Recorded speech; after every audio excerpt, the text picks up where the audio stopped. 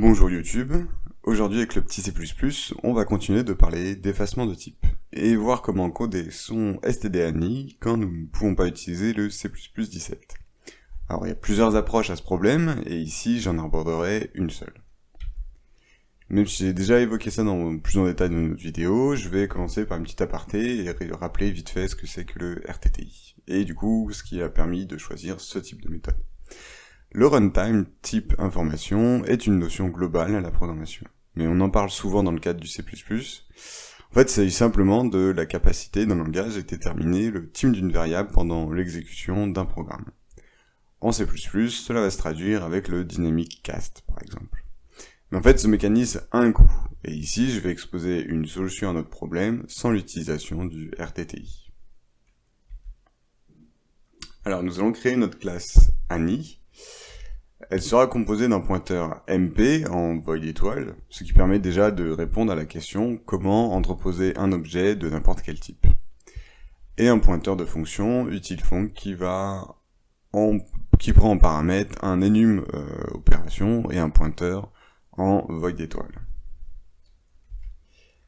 On va maintenant créer une structure à l'intérieur de notre classe. Cette structure doit être templatée pour permettre de stocker le type voulu. Le type de notre objet, ça va être un peu notre struct mémoire, on va dire. Alors nous allons voir que la méthode doIt est un point d'ancrage. En fait, ce qu'elle fait n'est pas très important. Ce qui compte, c'est qu'elle existe et qu'elle soit statique. Le code à l'intérieur, on va voir qu'en fait, on va aussi utiliser cette méthode en fait a un double sens. Le fait qu'elle soit statique, ça va apporter quelque chose, et les opérations à l'intérieur sont là pour un peu synthétiser le code, quoi. Et nous allons regarder ce que nous faisons avec les constructeurs et destructeurs de notre classe Ani.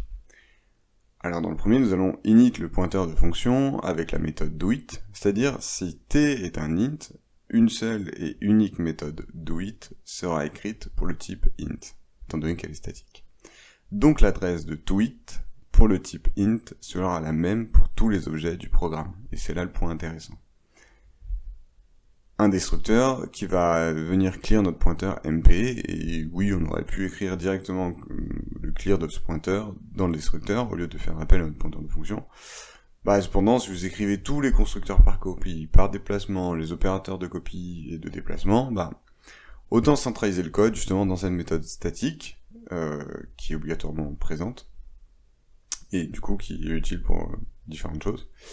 Et donc, de plus, pour pas trop se disperser dans cette vidéo, je n'écrirai pas ces constructeurs qui sont assez simples, donc les constructeurs de copie et de déplacement, ainsi que les opérateurs, qui vont permettre justement un respect de la Sainte Trinité, mais qui sont primordial à écrire dans cette classe.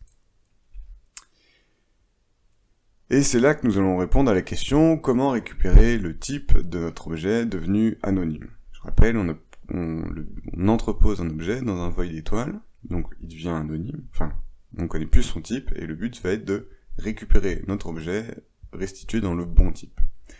Alors nous avons vu que notre pointeur de fonction utilfunc pointera sur la même adresse pour chaque méthode du même type. Avant de caster notre objet compris dans MP, nous allons donc vérifier que les adresses des méthodes statiques doIt, et donc de notre pointeur de fonction, sont les mêmes. Si c'est vrai, le type devait être le même et le cast valide. Sinon, nous levons une exception pour informer que le cast a échoué.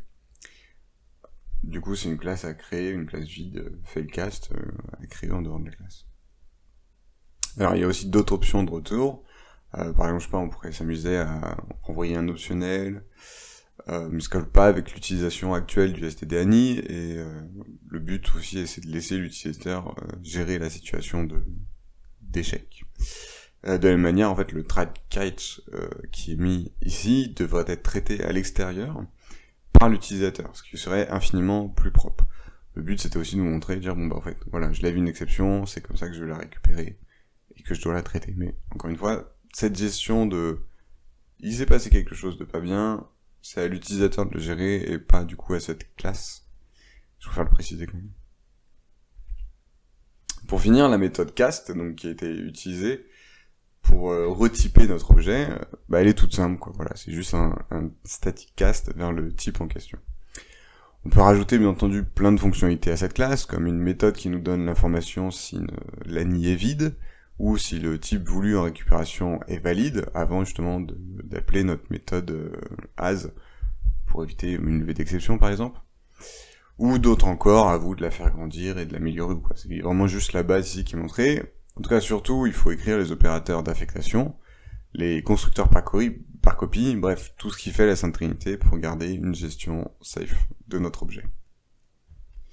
Alors voici une des méthodes pour écrire son propre ANI. Un des défauts de cette méthode est qu'on ne pourra récupérer que le type précis de l'objet. Ce que j'entends par là, c'est que par exemple, si j'ai une classe B qui dérive de A, passer un objet de type B dans un ANI ne pourra être récupéré en passant un objet de type A. Alors je vous mettrai le code en description et quelques liens utiles. Et par contre, un des avantages non des moindres de cette méthode est qu'elle n'utilise pas du coup le RTTI. Du coup, dans un contexte où on cherche à diminuer le coût de nos opérations, se passer du RTTI, c'est un coût non négligeable. Donc voilà, mais encore une fois, il existe beaucoup d'autres méthodes pour faire ce animaison, on va dire. Beaucoup se passe de toute façon sur le fait de stocker dans un void étoile notre objet, et après de récupérer d'une manière ou d'une autre le type réel de notre objet. En tout cas, comme d'habitude, exprimez-vous dans les commentaires, posez des questions si vous en avez, et je vous dis à lundi prochain à 13h45 pour une nouvelle vidéo.